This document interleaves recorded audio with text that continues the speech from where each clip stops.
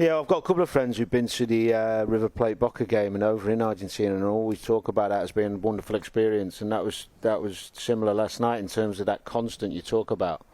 But also, I think as well, when you're watching Argentina, there's always that excitement because of Messi. And I thought last night was his best game. It was the one where he was dictating tempo. He was causing them all sorts of problems. And as soon as he gets the ball, the fans they become even more excited. But yeah, it's a wonderful experience watching Argentina. It's the one game, especially in my job, that you look at and you think, yeah, that's the one I'm excited about. Yeah, I mean, there was so much to ponder. Going into added time, Mexico and Poland were level on points and goal difference, goals scored and head-to-head, having drawn their match 0-0. I mean, honestly, you couldn't make it up. And at one stage, if Saudi Arabia, they held the cards, didn't they? In the other game, and then they score, and Polish heads that were down at the end of their game were suddenly back up with the realisation that they were through. Well, they do this thing where every time, if it's level on goal difference, they'll goals for, head-to-head, etc., then they get to this disciplinary thing.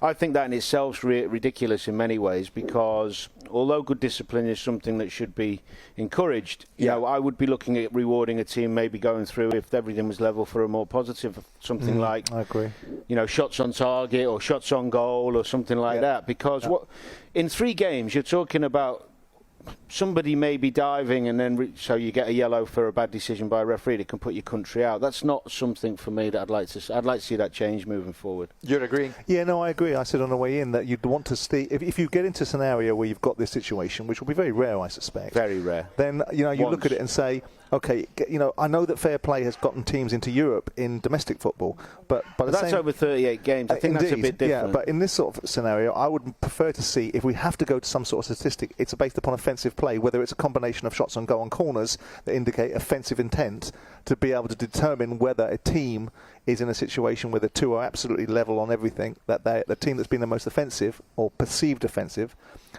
gets through. But the other thing as opposed to fewest yellow cards. But from an aesthetic as a football fan, if you watch an underdog play, so Saudi against Argentina, for example, if you watch an underdog play a team that's got better quality, what you want is them to be tenacious. You want them to be competitive. But that rule discourages that.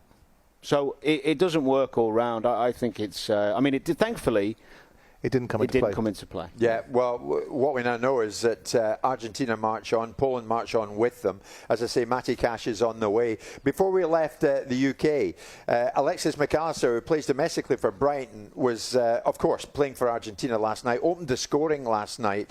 What a moment for him, his first ever international goal on a World Cup stage. I mean, you couldn't write it, could you? And before we left the UK, McAllister said to me why he wants to be in the winning side come the final. I think it's an amazing challenge for all of us to play a World Cup, to represent Argentina, a big country, to play with Messi, the biggest player in the world. So for us it's a big challenge, and we will try to, of course, win it, because we know how much Messi deserves it. How much Messi deserves it. So, Danny, they all want to win it for Messi. Fate, does it exist in football? It appears it does. Well, I think if you believe fate exists generally, then it must exist in football. I'm not a big believer in fate. I think talent, hard work, a bit of luck along the way maybe, but not fate. I'm not a believer in it. I think in an ideal world, the romantic aspect of Messi winning it, 1,000th game, all that is amazing, but I don't believe in fate, no. I mean, I think storylines like that, though, Simon, inevitably drive others on, though.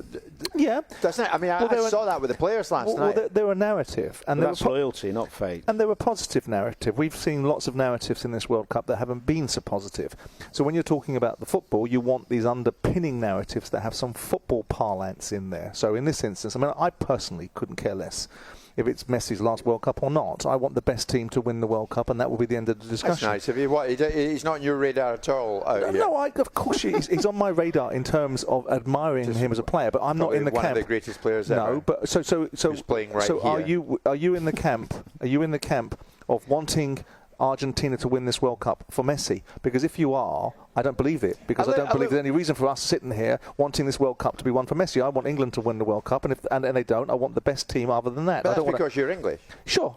No, I mean, I beg to differ a little bit. If England don't win it, even if Argentina aren't the best team, I'd rather them win it for Messi. There you go. Yeah. Only because... Why? Well, because I don't like the argument over time where people talk about Messi can't be classed as the best in the world because he hasn't won the World Cup and all that. I just to shut that up. Yeah. For a start, because he is the best I've ever seen. I mean, I can't talk about players I haven't seen in years, decades gone by, but there is that argument that comes out of Argentina sometimes. Well, you can't compare him to Maradona because Maradona won the World Cup in '86. I don't believe that. So that'll put that to bed. But also the fact that not just the fact that he's the greatest player in the world, the way he conducts himself, the way he goes about his whole career, he's been a humble guy. He's been a team player, the opposite of Ronaldo in many ways. So yeah, I'd rather see him. If they were playing Portugal in the final and Portugal were better, I'd still want Argentina to win. If Argentina were to win this World Cup, because the narrative is that they win it for Messi, and he will be, I think, the single most important influence on Argentina winning it, in the same way that Maradona carried the '86 team.